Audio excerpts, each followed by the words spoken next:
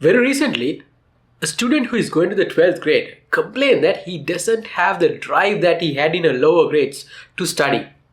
Well, he was also telling me that watching motivational YouTube videos doesn't help him. Dear friends, do you think that this sort of motivation or watching videos, even this one, would help that student to excel in his studies?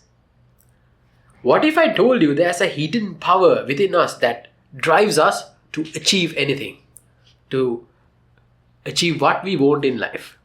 Hello everyone, my name is Sahitha, and in this video we are going to dwell into the psychology of self-motivation, the powerful force within us that drives us to engage in activities and to excel in the activities that we want to achieve. Well, first of all, we need to understand this concept of motivation.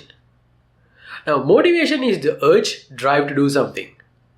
So, in the famous scenario, as you all know, there are two types of motivations, intrinsic and extrinsic. What is intrinsic motivation? In intrinsic motivation, that's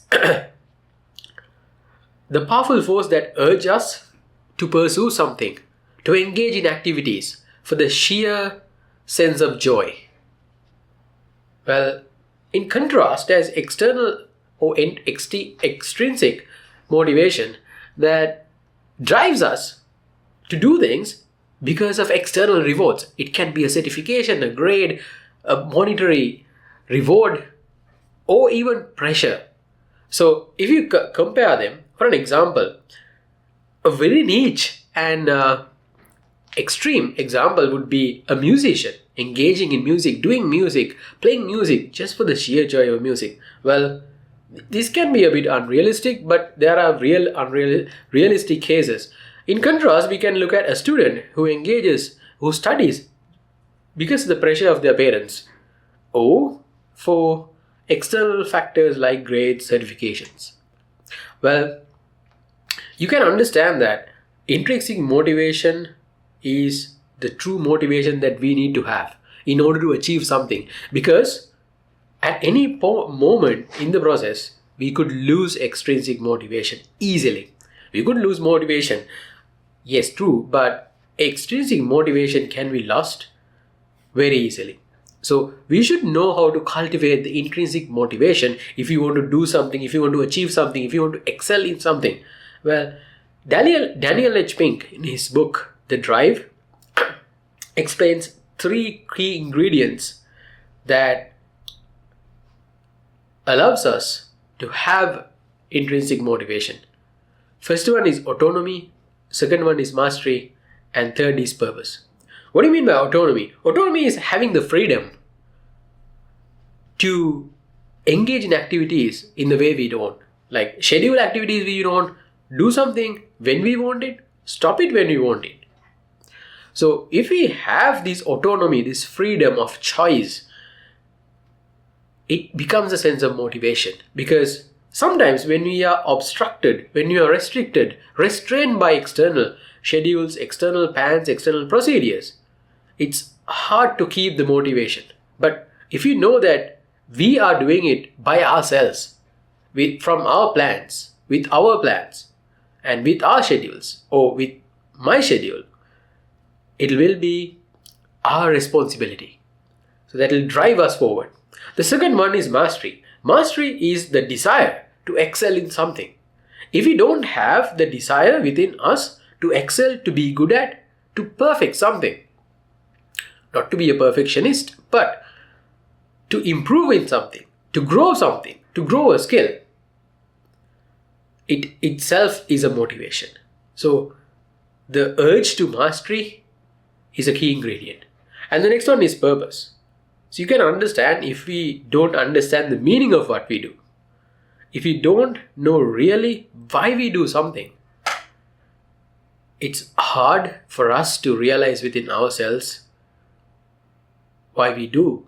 And it's hard to be consistent in something if we don't understand the purpose. But if we understand the purpose, the meaning of doing something, it itself would be a chain link bonding us to the purpose, bonding us to the activity.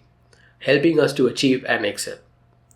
Well, so we have understood what is intrinsic motivation, which is good, and what is extrinsic motivation, which is a bit negative, and key ingredients which fuels this intrinsic motivation.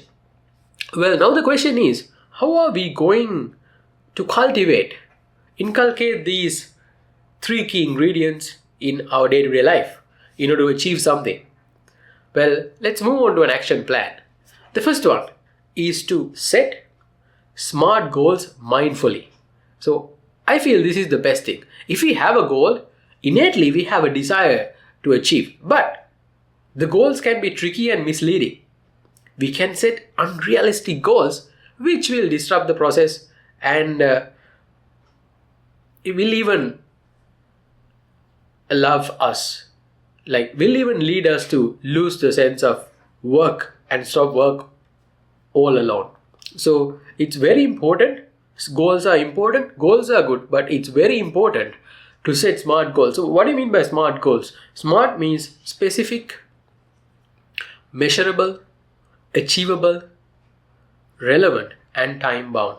So I don't have to go in depth to this because there are so many resources out there to how to differentiate goals from SMART goals. But if we can set SMART goals, we know where we are heading, and that helps us. And when setting SMART goals, we can do it ourselves. So it is included in the autonomy part of the ingredients of self-motivation. And if we set SMART goals, we see the achievement that we need to gain. That's the goal. So we have the sense of mastery. And also we know the purpose and what we are doing, why we are doing, when we are doing, and how we should do it. So this includes the ingredients of self-motivation or intrinsic motivation. So the first one we can understand is to set SMART goals. Well, just setting SMART goals would not help us because we have to be mindful. So the mindfulness is very important. What do you mean by mindfulness? This is not just a fancy technique that allows us to be extraordinary, but it's an essential ingredient in any process that helps us to do it in a very satisfactory manner, in a very standard manner, in a very good manner, in a better way than we are supposed to do. So what do you mean by mindfulness? Mindfulness is trying to be present, trying to understand the situation at the moment. What can we do? We can do very simple sense of meditation. It doesn't have to be anything spiritual or religious, but for the sake of the activity or the motivation, we can engage in breathing techniques, which allows us to be present and understand what we are doing, the SMART goal mindfully. And also, during the process, meditation has a byproduct which helps us to relieve stress and also improve focus, which can be helping hands in what we do. Well, after setting these SMART goals, we have to engage in the SMART goals. So something that comes as a friction to this goal achievement or engaging in something is procrastination. So we tend to procrastinate due to so many reasons. The first thing, if you want to avoid procrastination, to overcome procrastination, is to understand the causal effects or what causes the causes of procrastination. So I have identified 5 things that will lead us to procrastinate. First one is the desire, sensual desire, and the distractions. So sometimes we might be craving for different external pleasures. Maybe it can be food, it can be watching movies, games, any other things, maybe even bad habits like addictions, like binge watching YouTube or any other entertainment platform. So entertainment is good, but over entertaining ourselves will disrupt our desire to engage in meaningful activities, like the activities that we want to achieve. So the first one is the desire, excessive desire in pleasuring ourselves. Second one is aversion. So due to so many things, we develop anger in ourselves, dislike, unpleasant feeling towards things. So it's very tricky. It's very tricky because We don't see that as one of the procrastination, but we have to understand when we have a dislike feeling, when we dislike something, when we develop some unpleasant relationship, it can be to an activity, to a person, to a place, it stops us from achieving or doing what we are supposed to do. So second one is aversion. Third one is like sloth, the dullness, lethargy in our mind. And the fourth is restlessness. If we are not calm, it's difficult for us to engage in something. So that keeps us moving from one thing to another and procrastinating what we are supposed to do and achieve. And the fifth one is doubt. So if we doubt the process, if we doubt what we do, if we doubt why we do it, it's very difficult to engage in something consistently. So that's why we have to set smart goals where we know what we are doing, how we are doing, when we are doing, and what we are doing. You don't have to know the final outcome or final output of your process. But still, if you have a clear path, a clear goal of how you should achieve it, it doesn't have to be in detail outcome. So just the sense of a goal will help us to subdue, to reduce these causes of procrastination and move forward. So apart from this, in order to overcome procrastination and in order to overcome these 5 things that cause procrastination, we can use time management, simple techniques like Pomodoro techniques, where you set a time to do this activity, and also time blocking. Time blocking is another famous thing that many talk about, just blocking a time in the calendar where you will have to do it no matter what.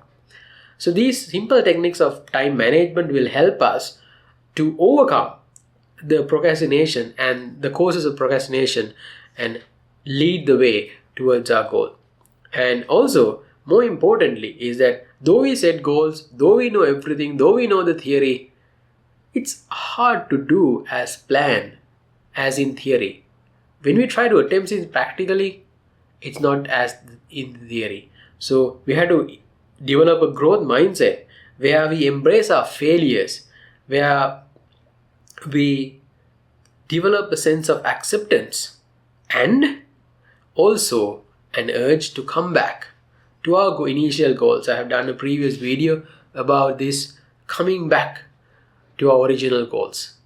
Well, so that leads us to the next one, building resilience and maintaining momentum. So growth mindset is the first pillar or the first foundation block of building resilience and maintaining momentum. If we don't have a growth mindset, it's hard to build resilience. So what do you mean by building resilience? First of all, we have to recognize the importance of self-compassion. We can make mistakes. We make mistakes. Things fail.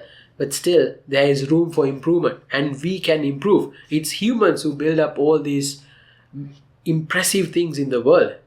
So we are too the same. So we can do, and like we can celebrate small victories and move forward. And though most people doesn't like to accept,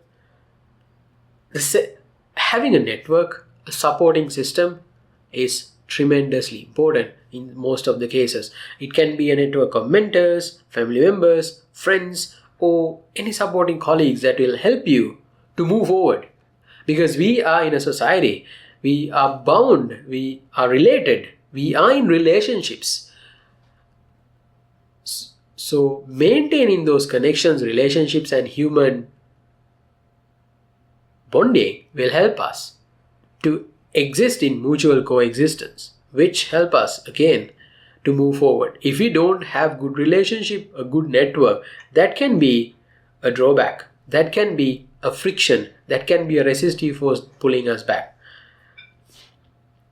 And so overall, we went through of understanding what's the best mode of motivation. That's the intrinsic motivation. We differentiated it from the extrinsic motivation. We understood the key ingredients of having a sense of intrinsic motivation, and we discussed an action plan of different things of going through and building intrinsic motivation. So if you are there until the end of this video, until this point, I love your thoughts on how you build up this system of self-motivation which will enable you to achieve. So I have achieved several things in my life through self-motivation where people would doubt that I would achieve without the transcribed, without the accepted norms of standards that are needed to achieve that goal. Well, so dear friends, I want you to remember that building a positive mindset is something that we could do, everyone could do, and achieving is something that everybody could achieve. If you are a dreamer, you can be an achiever. So try to build a sense of intrinsic motivation. I hope this video on the psychology of self-motivation helped you keep on winning, keep on achieving, and I hope you the best. Hope to see you in another video.